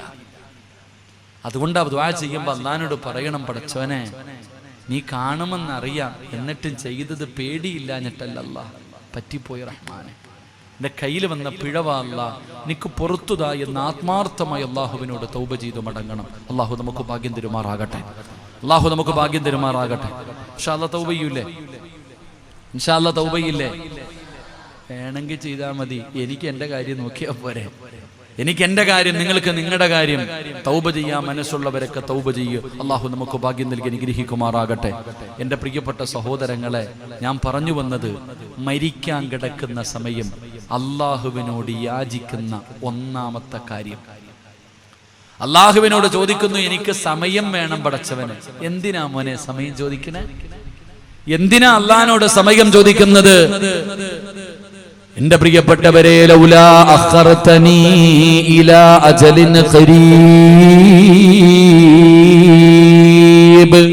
ഒരാളുടെ മരണം അടുക്കുമ്പോ എല്ലാരും സമയം ചോദിക്കും. എന്തിന്? നിസ്കരിക്കാനാ? നിസ്കരിക്കാനാ? ഖുർആൻ ഓതാനാ? നോമ്പ് പിടിക്കാനാ? ദിക്ർ പറയാനാ? പൊരുത്തം ചോദിക്കാനോ? അല്ല. എന്തിനാ സമയം ചോദിക്കുന്നേ? അല്ലാഹുവേ, അല്ലാഹുവേ, ഒരുപാട് സമ്പാദിച്ചു വെച്ചിട്ടുണ്ട് പടച്ചവനെ, ഇന്ന് വരെ ഒരുത്തരും കൊടുത്തിട്ടില്ല. പള്ളിക്കും മദ്രസകൾക്ക് പോയിട്ട് കൂടപ്പുറപ്പുകൾക്ക് പോലും ഞാൻ കൊടുക്കാതെ ഒരുപാട് ഞാൻ സമ്പാദിച്ചു വെച്ചിട്ടുണ്ട്. എനിക്കിപ്പോഴാ മനസ്സിലായത് ഒന്നും കൊണ്ടുപോകില്ല. എനിക്കിപ്പം മനസ്സിലായി, ഞാൻ ഒന്നും കൊണ്ടുപോകില്ല എന്ന് എനിക്കിപ്പം മനസ്സിലായി. അതുകൊണ്ട് അല്ലാഹ്, എൻ്റെ അടുത്ത് കിടക്കുന്ന എൻ്റെ ഭാര്യ, അല്ലെങ്കിൽ അടുത്ത റൂമിൽ കിടക്കുന്ന മക്കൾ, ആ മക്കളോട് വാപ്പ പോവാ, ഇതിൽ നിന്ന് എന്തെങ്കിലും എടുത്തിട്ട് ഒന്ന് സദക്ക കൊടുക്കണേ എന്ന് പറയാൻ. ഞാൻ പറഞ്ഞതല്ല, ഖുർആൻ പറഞ്ഞതാ. ഫഅസ്വദ്ദഖ. അല്ലാഹുവേ, എനിക്ക് സമയം വേണം. എന്തിന്? സദക്ക ചെയ്യാൻ. എന്തിന്? നിസ്കരിക്കാനല്ല. അതാ മനസ്സിലാക്കേണ്ടത്. അല്ലാഹുവേ, ഞാൻ സമ്പാദിച്ചു വെച്ചിരിക്കുന്നതിൽ നിന്നൊരൽപ്പം എടുത്തിട്ട് സദക്ക ചെയ്യാൻ എനിക്ക് സമയം വേണം. ഇത്രയും കൊല്ലം കിട്ടിയിട്ട് നിനക്ക് വലിയായിരുന്നില്ലേ? നിനക്കൊക്കെ അല്ലാഹ് എത്ര ചാൻസ് തന്നു ചങ്ങാതി. അന്നൊന്നും കൊടുക്കണ്ടായിരുന്നു, ഇപ്പൊ തരും അല്ലാഹ്. കാത്തിരുന്നു. അല്ലാഹു നമുക്ക് ഈമാൻ തരുമാറാകട്ടെ. അതാണ് സദക്ക, അതാണ് സദക്ക. എന്റെ പ്രിയപ്പെട്ട സഹോദരങ്ങളെ, അല്ലാഹുവിന്റെ പരിശുദ്ധമായ ഖുർആന, ലൗലാ അഖർതനീ ഇലാ അജലിൻ ഖരീബ് ഫഅസ്വദ്ദഖ വഅകും മിനസ് സ്വാലിഹീൻ. സദക്ക ചെയ്യാൻ വേണ്ടി സമയം ചോദിക്കും. അല്ലാഹു നമ്മളെ കാത്തിരക്ഷിക്കുമാറാകട്ടെ. അതുകൊണ്ട് എന്റെ പൊന്നാര ചങ്ങാതിമാരെ, റമളാൻ മാസമാ. സക്കാത്ത് കൊടുക്കേണ്ടവർ സക്കാത്ത് കൊടുക്കണം. സക്കാത്തിന്റെ കണക്ക് പലരും ചെയ്യുന്നത്, കുറച്ച് പൈസ വാരി വീട്ടി വെച്ചേക്കും, വരുന്നവനും പോകുന്നവനും 100, 200, 100, 200. അതിനല്ല സക്കാത്ത് എന്ന് പറയുന്നത്. അത് സദക്ക. സക്കാത്ത് വേറെ, സദക്ക വേറെ. അതൊക്കെ ഉസ്താദന്മാരോട് ചോദിച്ചു പഠിക്കണം. സക്കാത്ത് വേറെ, സദക്ക വേറെ. സക്കാത്ത് കൊടുക്കേണ്ടവൻ കൊടുക്കണം. എൻ്റെ അടുത്ത് ചോദിച്ചു, ഉസ്താദേ, ഒരു സഹോദരി ഒരു സംശയം ചോദിച്ചു ഉസ്താദേ, എൻ്റെ ജീവിതത്തിൽ മറക്കാൻ പറ്റാത്ത സംശയമാണ്. ഞാൻ പിന്നെ അതിനെക്കുറിച്ച് പഠിക്കണമെന്ന് വിചാരിച്ചു. ഉപയോഗിക്കുന്ന സ്വർണത്തിന് സക്കാത്തില്ല. ഉപയോഗിക്കുന്ന സ്വർണത്തിന് സക്കാത്തില്ല. ഉസ്താദേ, എല്ലാരും പറയുന്നു ഉപയോഗിക്കുന്ന സ്വർണത്തിന് സക്കാത്തില്ലെന്ന്. ഉണ്ടോ ഉസ്താദേ എന്ന് ചോദിച്ചു. അപ്പൊ ഞാൻ ചോദിച്ചു, നിങ്ങളുടെ കയ്യിൽ എത്ര പവനുണ്ട്? 75 പവൻ സ്വർണമുണ്ട് ഉസ്താദേ. എത്ര പവൻ? 75 പവൻ സ്വർണമുണ്ട്. അപ്പൊ ഞാൻ ചോദിച്ചു, 75 പവനും നിങ്ങൾ ഉപയോഗിക്കുമോ? ഞാൻ ഇടയ്ക്കിടയ്ക്കൊന്ന് മാറി തിരിച്ചെടുക്കും. 75 പവൻ സ്വർണവും ഇടയ്ക്കിടയ്ക്ക് ആരോ മസല പറഞ്ഞു കൊടുക്കുക. പെണ്ണുങ്ങളുടെ തന്ത്രം നോക്കണം. ഇടയ്ക്കിടയ്ക്ക് ഒന്ന് മാറ്റി മാറ്റി ഇട്ടാൽ മതി. അപ്പൊ എല്ലാം ഉപയോഗിക്കുന്നുണ്ട്. സ്വർണം കൊടുക്കുക. അപ്പൊ സക്കാത്ത് കൊടുക്കണ്ടല്ലോ. കൊടുക്കണോ? ഞാൻ ആ താത്താനോട് പറഞ്ഞു, നിന്നെ വിറ്റ കാശ് അള്ളാഹടുത്തുണ്ടെന്ന്. അള്ളാഹു കാക്കുമാറാകട്ടെ. ഒറ്റ മറുപടി പറഞ്ഞുള്ളൂ. നിന്നൊക്കെ വിറ്റ കാശ് ആരെടുത്തുണ്ട്? അള്ളാന്റെ അടുക്കുണ്ട്. അള്ളാനെ പണിയാൻ നിന്ന 8ന്റെ പണി അള്ള തരും. അള്ളാഹു കാക്കുമാറാകട്ടെ. അള്ളാഹു കാക്കുമാറാകട്ടെ. മാറ്റി എടുത്ത. അങ്ങനെയാണെങ്കിൽ ഒരു വർഷം 10 ലക്ഷം രൂപ കയ്യിലുണ്ട്. 365 ദിവസം കയ്യിലിരുന്നാലല്ലേ സക്കാത്താപത്തുള്ളൂ, കൊടുക്കുള്ളൂ. അപ്പൊ 360 ദിവസമായപ്പോ കൊണ്ടുപോയി 10 ലക്ഷം രൂപ, ഇന്ന് ആമീന നീ വെച്ചോ, ഇന്ന് മുതൽ നിനക്ക് തന്നിരിക്കുന്ന നീ എടുത്തോ എന്ന് പറഞ്ഞ് ഭാര്യയുടെ കൈ കൊടുത്താൽ പിന്നെ സക്കാത്ത് കൊടുക്കേണ്ട കാര്യമില്ലല്ലോ. അവന്റെ കയ്യിൽ ഒരു വർഷം വരുന്നില്ലല്ലോ. അടുത്ത വർഷം ആകുമ്പോഴത്തേക്ക് 10 ലക്ഷം കെട്ടിയവന്റെ തിരിച്ചു കൊടുക്കുന്ന ഇക്ക എന്റേത് കഴിഞ്ഞ് നിങ്ങൾ വെച്ചോ, കൊടുക്കണ്ടല്ലോ. ഐഡിയ. 10 ലക്ഷം രൂപ ഒരാളുടെ കയ്യിലുണ്ടെങ്കിൽ അവൻ 25,000 രൂപ സക്കാത്ത് കൊടുക്കണമെന്നല്ലേ? 9,75,000 രൂപ നിന്റേത്, 25,000 രൂപ പാവപ്പെട്ടവൻ്റെത്. അത് കൊടുക്കാൻ വേണ്ടി നീ തന്ത്രം കളിച്ചാൽ നിനക്കറിയാഞ്ഞിട്ട് ഉസ്താദിനോട് ചോദിച്ചു നോക്കേ, 10 ലക്ഷവും പോയി കിട്ടും. അള്ളാഹു കാത്തിരക്ഷിക്കുമാറാകട്ടെ. അടങ്കലോടെ പോകും. നിന്റെ ആർത്തി സർവ്വതും കൊണ്ടുപോകും. അള്ളാഹു നമ്മളെ കാക്കുമാറാകട്ടെ. സക്കാത്ത് കൊടുക്കാത്തവന്റെ സമ്പാദ്യം 7 രീതിയിൽ നശിച്ചു പോകുമെന്ന് മഹാനായ സയ്യിദന അബൂബക്കർ സിദ്ദീഖ്. എത്ര രീതി നശിച്ചു പോകും? 7 രീതി നശിച്ചു പോകും. പറഞ്ഞാൽ ചിലപ്പോൾ കേസ് വല്ലതും എടുത്താലോ എന്ന് വിചാരിച്ചിട്ട് ഞാൻ പറയണില്ല. അള്ളാഹു ഈമാൻ തരുമാറാകട്ടെ. ഒരെണ്ണം പറഞ്ഞു തരാം. സക്കാത്ത് കൊടുക്കാത്തുണ്ടല്ലോ, പള്ളിക്ക് കൊടുക്കുമ്പോ മദ്രസയ്ക്ക് കൊടുക്കുമ്പോ ഒന്നുമില്ല ഉസ്താദെ. എന്റെ പൊന്നാര താത്ത, സക്കാത്ത് കൊടുക്കാത്തവന്റെ സമ്പാദ്യം 7 രീതിയിൽ നശിക്കും. സിറാജല്ല, മഹാനായ സയ്യിദന അബൂബക്കർ സിദ്ദീഖ് റളിയല്ലാഹു തആല. ഹദീസ് എൻ്റെ കയ്യിൽ ചോദിച്ചാൽ ഞാൻ കാണിച്ചുതരാം. നബിതങ്ങൾ അബൂബക്കർ തങ്ങൾ പറയാ, സക്കാത്ത് കൊടുക്കാത്തവന്റെ സമ്പാദ്യം കള്ളം കൊണ്ടുപോകും. അള്ളാഹു കാക്കുമാറാകട്ടെ. നീ ഏത് ലോക്കറി വെച്ചാലും കള്ളം കൊണ്ടുപോകും. ഒന്നുകിൽ നിന്റെ സമ്പാദ്യം കള്ളം കൊണ്ടുപോകും, അല്ലെങ്കിൽ നിന്റെ വീട് തീ പിടിക്കും. അള്ളാഹു കാക്കുമാറാകട്ടെ. ഉറക്കപ്പറ, തീ പിടിക്കും. അള്ളാഹു കാക്കുമാറാകട്ടെ. അടുപ്പിൽ നിന്നല്ല, ഒയറിൽ നിന്ന് പിടിക്കും തീ. സർവ്വതും കത്തിപ്പോന്നില്ല വീട്. അല്ലെങ്കിൽ വെള്ളപ്പൊക്കമോ ഉരുൾപൊട്ടലോ ഭൂകമ്പമോ ഉണ്ടായിട്ട് നിന്റെ സർവ്വതും തകർന്നു പോകും. അള്ളാഹു കാത്തിരക്ഷിക്കുമാറാകട്ടെ. അതല്ലെങ്കിൽ അക്രമികൾ കൊണ്ടുപോകും നിന്റെ സമ്പാദ്യം. അക്രമികൾ കൊണ്ടുപോകും.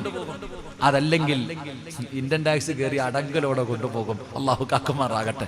എത്ര സത്യമായി. ഇപ്പൊ റൈഡല്ലേ മൊത്തം അല്ലേ? കേറി പള്ളിക്ക് വല്ലതും ഇല്ല ഇല്ല ഇല്ല ഇല്ല, കേറിയപ്പോഴോ മൊത്തവും പോയി. അൽഹംദുലില്ലാഹ്, എല്ലാം പോയി. അള്ളാഹു കാക്കുമാറാകട്ടെ. ആമീൻ പറയണം. മാർച്ച് 31 ഉസ്താദെ, കണക്ക് ക്ലോസ് ചെയ്യേണ്ട മാസം, ടാക്സ് അടയ്ക്കേണ്ട സമയം. എന്തൊരു പേടി! സക്കാത്ത് കൊടുക്കാൻ വയ്യ, പേടി. എന്റെ പ്രിയപ്പെട്ട സഹോദരങ്ങളെ, അല്ലെങ്കിൽ 4, 5, 6ാമത്തെ കാര്യം എന്താ? നിനക്കല്ലാഹു നിന്നെ പെട്ടെന്ന് അല്ലാഹു തരുന്ന 6ാമത്തെ ശിക്ഷ. അല്ലാഹു തരുന്ന 6ാമത്തെ ശിക്ഷ, നിന്നെ അല്ലാഹു പെട്ടെന്ന് മരിപ്പിക്കും. എന്നിട്ട് തലതിരിഞ്ഞ മക്കളുടെ കയ്യിൽ നീ ഉണ്ടാക്കിയത് മുഴുവനും കൊടുക്കും. അള്ളാഹുവിന് ഇഷ്ടപ്പെടാത്ത മാർഗത്തിൽ കള്ളും പെണ്ണും പിടിച്ച് മൊത്തവും തീർക്കും. അള്ളാഹു കാക്കുമാറാകട്ടെ. സത്യമല്ലേ? പാപ്പ പെട്ടെന്ന് പള്ളിക്കുഴിയിൽ പോയി, ഉണ്ടാക്കിയത് മുഴുവനും മക്കൾ ഇങ്ങനെ നശിപ്പിച്ച് കളയാ. ജാരിയായ സദക്ക ഒന്നും ചെയ്യൂല. 7 കൂട്ടിവെച്ചോ, 7 കൂട്ടിവെച്ചോ, നിനക്ക് മരുന്ന് വാങ്ങാൻ ഉപകാരപ്പെടും. അള്ളാഹു കാക്കുമാറാകട്ടെ. എന്തിനാ വെച്ചിരിക്കുന്നത്? കിഡ്നി പോയി, കരള് പോയി, അതുപോയി, ഇതുപോയി. സമ്പാദിച്ചത് മുഴുവനും മരുന്ന് വാങ്ങി. അള്ളാഹു നമ്മളെ കാക്കുമാറാകട്ടെ. അള്ളാഹു നമ്മളെ കാക്കുമാറാകട്ടെ. സക്കാത്ത് കൊടുക്കടോ. ചെറുതല്ലേ ഉള്ളൂ, അല്പമല്ലേ ഉള്ളൂ. അത് അവകാശമല്ലേ പാവപ്പെട്ടവൻ്റെത്. ആർക്കെങ്കിലും കൊണ്ട് കൊടുത്താൽ സക്കാത്ത് വീടൂല. സക്കാത്തിന് അർഹതപ്പെട്ടവരെ കണ്ടെത്തി അവർക്ക് കൊടുക്കണം. വീട്ടിൽ വിളിച്ചിട്ടല്ല, അങ്ങോട്ട് കൊണ്ടുപോയി കൊടുക്കണം. അത് പാവപ്പെട്ടവന്റെ അവകാശമാണ്, അല്ലാതെ നിന്റെ ഔദാര്യമല്ല. നിന്റെ വീടിന്റെ മുറ്റത്ത് വരുന്നവന് കൊടുക്കാനുള്ള നക്കാപ്പിച്ചയല്ല സക്കാത്ത്. നിന്റെ സമ്പത്ത് കണക്കെടുത്ത് അതിൽ അവകാശപ്പെട്ടത് പൈസ എടുത്ത് പാവപ്പെട്ടവൻ, അള്ളാഹു പറയുന്നുണ്ട്, നബിതങ്ങൾ പറയുന്നുണ്ട്, സക്കാത്തിന് അർഹരാരാണെന്ന്. അവന്റെ വീട്ടിൽ കൊണ്ടുപോയി കൊടുക്കണം ഇസ്സത്തായിട്ട്. അള്ളാഹു നമുക്ക് ഈമാൻ തരുമാറാകട്ടെ. എൻ്റെ പ്രിയപ്പെട്ട സഹോദരങ്ങളെ, സഹോദരിമാരെ, ഞാൻ പറഞ്ഞു വന്നത്, സദക്ക കൊടുക്ക്, നല്ല കാര്യങ്ങൾ ചെയ്യ്. മരണസമയത്ത് കിടന്ന് യാചിക്കാൻ എനിക്ക് മനസ്സില്ല ഉസ്താദേ. അതുകൊണ്ട് പടച്ചവൻ എനിക്ക് ഒരുപാട് സമ്പത്ത് തന്നിട്ടുണ്ട്. പെങ്ങളെ, ഏറ്റവും നല്ലതുപോലെ ഏറ്റവും കൂടുതൽ പ്രതിഫലം കിട്ടുന്ന കാര്യത്തിന് വേണ്ടി വേണം കൊടുക്കാൻ. അതുകൊണ്ട് എന്റെ പ്രിയപ്പെട്ടവരോട് പറയുന്നു, അൽഹംദുലില്ലാഹ്, ഏറ്റവും ഇഷ്ടപ്പെട്ടത് വേണം കൊടുക്കാൻ. ഒരാളുടെ കയ്യിലേക്ക് കൊടുക്കുമ്പോ ആ മനുഷ്യന്റെ മുഖം ചുളിയാൻ പാടില്ല. അങ്ങനെയുള്ളത് വേണം സദഖ കൊടുക്കാൻ. അൽഹംദുലില്ലാഹ്, ഇന്നലെ പരിശുദ്ധമായ ഖുർആൻ പഠിക്കുന്ന മക്കള് ഇവര് സാധാരണ ആൾക്കാരല്ല. ഇവർക്ക് കൊടുക്കുമ്പോ ഏറ്റവും നല്ലതാണ് കൊടുക്കേണ്ടത്. ഇവർ അല്ലാഹുവിന്റെ പാർട്ടിക്കാരാണ്. അഹ്ലുൽ ഖുർആൻ, ഇവർ അല്ലാഹുവിന്റെ അടുത്ത ആൾക്കാരാണ്. ഒരാൾക്ക് അല്ലാഹു ഖുർആൻ കൊടുക്കണമെങ്കിൽ എല്ലാവർക്കും കൊടുക്കൂല. അല്ലാഹ് ഇഷ്ടപ്പെട്ടവർക്ക് മാത്രമേ കൊടുക്കൂ. അല്ലാഹുവിന്റെ കലാം ഇറങ്ങിയ മാസമാണ്. അതുകൊണ്ട് ഖുർആൻ പഠിക്കുന്ന മക്കളാണ്. ഇവർക്ക് കൊടുക്കുമ്പോ ഏറ്റവും നല്ലത് വേണം കൊടുക്കാൻ. പെങ്ങളെ, സ്വർണമിടാത്ത ഒരു പെണ്ണ് പോലും ഇല്ലല്ലോ. ഒരു പവന് 50,000 രൂപയോളം വിലയുള്ള സമയമാണ്. ഒരു പെണ്ണ് ഏറ്റവും കൂടുതൽ ഇഷ്ടപ്പെടുന്നത് സ്വർണമാണ്. എങ്കിൽ സ്വർണമല്ല വേണ്ടത്, സ്വർഗമാണ് വേണ്ടത്. സ്വർഗത്തിനെക്കാളും വലുതൊന്നുമില്ലല്ലോ. പെങ്ങളെ, നിനക്ക് ആദ്യമായി സ്വർണം വാങ്ങിത്തന്നത് നിന്റെ ഭർത്താവല്ല, നിന്റെ മക്കളല്ല, നിന്റെ വാപ്പയാണ് ജീവിതത്തിൽ ആദ്യമായി നിനക്ക് സ്വർണം വാങ്ങിത്തന്നത്. നിന്റെ വീടിനകത്തും നിന്റെ ശരീരത്തിൽ ഇട്ടിരിക്കുന്ന സ്വർണത്തിലധികവും നിന്റെ ഭർത്താവ് വാങ്ങിത്തന്നതല്ല, നിന്റെ ഉപ്പയുടെ രക്തം വിയർപ്പാകിയതാ, നിന്റെ ഉപ്പയും ഉമ്മയും വാങ്ങിത്തന്നതാണ്. ഇന്ന് നിനക്കൊരുപാടുണ്ടല്ലോ. ഈ വാഴ കേൾക്കുന്ന പെങ്ങളോട് ചോദിക്കട്ടെ, സ്വന്തം നെഞ്ചത്ത് കൈവച്ചിട്ട് നിനക്ക് പറയാൻ പറ്റുമോ നിനക്ക് എത്ര പവന സ്വർണമുണ്ടെന്ന്? കണക്ക് പോലും നിനക്കറിയില്ല. അതുപോലെ സ്വർണം അല്ലാഹു നിനക്ക് നൽകിയിട്ടുണ്ടല്ലോ. ആ നൽകിയതിൽ നിന്ന് പടച്ചവനെ ഒരു മോതിരമല്ലെങ്കിൽ നിനക്ക് അല്ലാഹു തന്നതിൽ നിന്നൊരൽപ്പം അല്ലാഹുവിന്റെ ഖുർആൻ പഠിക്കുന്ന മക്കൾക്ക് കൊടുക്കാൻ കഴിയുമോ? അല്ലാഹു തരുന്ന പ്രതിഫലം കേൾക്കണോ? കൊടുക്കുമ്പോ നല്ലതാണ് കൊടുക്കേണ്ടത്. മഹാനായ ആദരവായ പ്രവാചകൻ നബി മുഹമ്മദ് മുസ്തഫ സല്ലല്ലാഹു അലൈഹി വസല്ലമ തങ്ങൾ അല്ലാഹുവിന്റെ പ്രവാചകനതാ സ്വർഗ്ഗത്തിലൂടെ നടന്നു പോവുകയാ. നബി തങ്ങൾ സ്വർഗ്ഗം കണ്ടു. നബി തങ്ങൾ സ്വർഗ്ഗത്തിലൂടെ നടന്നു പോകുമ്പോ നബി തങ്ങളുടെ മുമ്പിലൂടെ ഒരു പെണ്ണിങ്ങനെ ഓടുകയാണ്. അല്ലാഹുവിന്റെ റസൂലിന്റെ മുമ്പിലൂടെ ഒരു പെണ്ണിങ്ങനെ ഓടുകയാണ്. നബി തങ്ങൾക്ക് അത്ഭുതമാവുകയാണ്. ആരാ അല്ലാ, എനിക്ക് മുമ്പിലൂടെ ഓടുന്ന പെണ്ണാരാ അല്ലാ? നബി തങ്ങൾ ഇങ്ങനെ ചിന്തിക്കുകയാ. നബി തങ്ങളുടെ മുന്നിലൂടെ ഓടുന്ന പെണ്ണിനെ കണ്ടപ്പോ റസൂലുള്ളാഹി തങ്ങൾക്ക് വല്ലാത്ത അത്ഭുതമായി. ആ സമയത്താണ് ജിബ്രീൽ പറഞ്ഞു കൊടുക്കുന്നു, യാ റസൂലല്ലാഹ്, അതാരാണെന്നറിയോ? അത് റുമൈസയാണ് നബിയേ. അത് റുമൈസ എന്ന് പറയുന്ന പെണ്ണാട്. എന്റെ പ്രിയപ്പെട്ട പെങ്ങള്, അല്ലാഹുവിന്റെ പ്രവാചകന്റെ മുമ്പിലൂടെ സ്വർഗ്ഗത്തിലേക്ക് ഓടിപ്പോയ പെണ്ണാരാ? മഹദി റുമൈസ. ആരാ റുമൈസ എന്നറിയോ? സിനിമാ നായികയല്ല, സീരിയൽ നടിയല്ല. നിങ്ങൾക്ക് റുമൈസയെ അറിയുമോ പെങ്ങള്? പടച്ചവനെ, മഹാനായ സയ്യിദ് റളിയല്ലാഹു തആല അൻഹുവിന്റെ ഉമ്മയാണ് റുമൈസ. നബി തങ്ങളെ വല്ലാത്ത ഇഷ്ടമാണ് റുമൈസയ്ക്ക്. നബി തങ്ങളെ വല്ലാത്ത ഇഷ്ടമാ. അല്ലാഹുവിന്റെ പ്രവാചകനെ വല്ലാത്ത ഇഷ്ടമായിരുന്നു. പരിശുദ്ധമായ ദീനിലേക്ക് കടന്നു വന്നു. പടച്ച റബ്ബേ, അല്ലാഹുവിന്റെ റസൂലിനെ കാണാൻ കൊതിച്ചു റുമൈസ നടക്കുകയാ. അങ്ങനെ ഇരിക്കുമ്പോഴാണ് പടച്ചവരെ നബി തങ്ങളെ നാട്ടിലേക്ക് കടന്നു വരുന്നത്. അല്ലാഹുവിന്റെ പ്രവാചകൻ നാട്ടിലേക്ക് കടന്നു വന്നു. റസൂലുള്ളാഹി തങ്ങളെ കണ്ടപ്പോ എല്ലാവരും വില കൂടിയ ഗിഫ്റ്റുകൾ കൊണ്ടുവന്ന് നബി തങ്ങൾക്ക് സമ്മാനമായി കൊടുക്കുകയാണ്. അല്ലാഹുവിന്റെ പ്രവാചകനെ കണ്ടപ്പോ എല്ലാവരും വില കൂടിയത് കൊണ്ടുവന്ന് നബി തങ്ങളുടെ കയ്യിൽ കൊടുക്കുകയാണ്. റുമൈസ ചിന്തിക്കുന്നു, അല്ലാ, എന്റെ കയ്യിലൊന്നുമില്ലല്ലോ, ഞാൻ പാവപ്പെട്ടവളാണല്ലോ. അല്ലാഹുവിന്റെ പ്രവാചകന് കൊടുക്കുമ്പോ നല്ലത് കൊടുക്കണമല്ലോ. എന്റെ കയ്യിലൊന്നുമില്ലല്ലോ. റുമൈസ ബീബി റളിയല്ലാഹു തആല അൻഹ പടച്ചവനെ തന്റെ പൊന്നാര മകനെ കുളിപ്പിക്കുകയാണ്. നല്ലതുപോലെ ഒരുക്കുകയാണ്. പൊന്നുമോനെ കെട്ടിപ്പിടിച്ച ചുംബനം കൊടുക്കുകയാണ്. ഇലാ ഹദ്റത്തി റസൂലില്ലാഹ്. ആദ്യമായിട്ട് നബി തങ്ങളെ കാണാൻ പോകുകയാണ്. എല്ലാവരും വിലപിടിപ്പുള്ള സംഭാവന സദഖകൾ കൊടുക്കുമ്പോ, വിലപിടിപ്പുള്ള സമ്മാനം കൊണ്ടുവന്ന് നബി തങ്ങളുടെ കയ്യിൽ കൊടുക്കുമ്പോ മഹദി റുമൈസ ബീബി റളിയല്ലാഹു തആല അൻഹ തന്റെ പൊന്നാര മകന്റെ കൈ പിടിച്ചുകൊണ്ട് വെറും കൈയോടെ നബി തങ്ങളുടെ മുറ്റത്തേക്ക് ചെല്ലുകയാണ്. അല്ലാഹുവിന്റെ റസൂലിന്റെ മുമ്പിലേക്ക് ചെന്നു. യാ റസൂലല്ലാഹ്, തരാൻ എന്റെ കയ്യിലൊന്നുമില്ല നബിയേ. എല്ലാവരും സമ്മാനം കൊണ്ടുവന്ന് തരുന്നു നബിയേ, എല്ലാവരും ഗിഫ്റ്റ് തരുന്നു നബിയേ. ഞാൻ പാവപ്പെട്ടവളാ, എന്റെ കയ്യിൽ തരാൻ പണമില്ല നബിയേ, എന്റെ കയ്യിൽ തരാനൊന്നുമില്ല നബിയേ. തരികയാണെങ്കിൽ ഏറ്റവും കൂടുതൽ സ്നേഹിച്ചത് വേണം തരാറ്.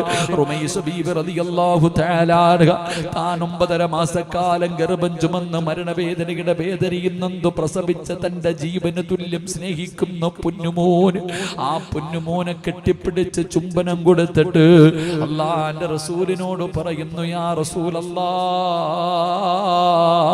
എനിക്ക് ഏറ്റവും ഇഷ്ടപ്പെട്ടത് എന്റെ മകനെയാ, എനിക്ക് ഏറ്റവും ഇഷ്ടപ്പെട്ടത് എന്റെ മോനെയാണ്, എനിക്ക് വല്ലാത്ത സ്നേഹമാ, തരാൻ ഇവനെ അല്ലാതെ ഒന്നുമില്ല നബിയേ, എനിക്ക് അങ്ങയ്ക്ക് സമ്മാനമായി തരാൻ എന്റെ പൊന്നുമോനെ അല്ലാതെ ഒന്നുമില്ല നബിയേ. തന്റെ പൊന്നാര മകനെ നബി തങ്ങളുടെ കയ്യിലേക്ക് കൊടുക്കുകയാണ്. അങ്ങയ്ക്ക് ചെരുപ്പെടുത്ത് തരാൻ, അങ്ങയ്ക്ക് തുണിയെടുത്ത് തരാൻ, അങ്ങയ്ക്ക് ഖിദ്മത്ത് ചെയ്യാൻ എന്റെ പൊന്നാര മകനെ സ്വീകരിക്കണം നബിയേ.